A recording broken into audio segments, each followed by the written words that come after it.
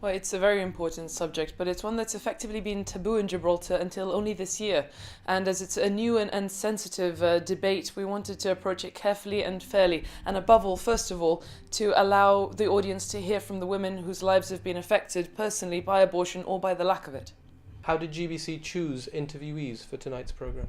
So we called out for people to come forward through the Gibraltar Women's Association, who first raised the question of legalisation of abortion and whose Facebook page has seen heated debate about the issue. 4 women came forward. 2 of them have chosen to remain anonymous, and by request we've hidden their faces during the interviews. One of them has also had her voice dubbed over by request.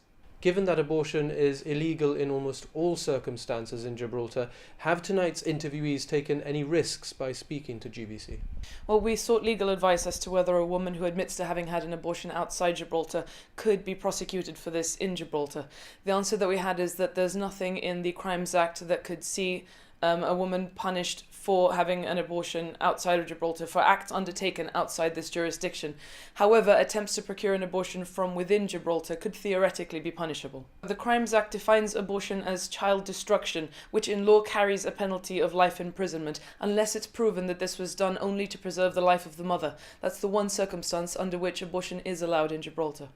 Viewpoint's coverage of abortion continues next week. What's the format? So next week we're hoping to broaden the conversation and look at the wider context of abortion with a panel of speakers discussing the relevant aspects of science, law and ethics from their different perspectives. And we're encouraging viewers to come along and get involved in the debate. So you can email viewpoint@gbc.gi to reserve your ticket for the event at the Leisure Cinemas. Tickets are free and they'll be allocated on a first-come, first-served basis.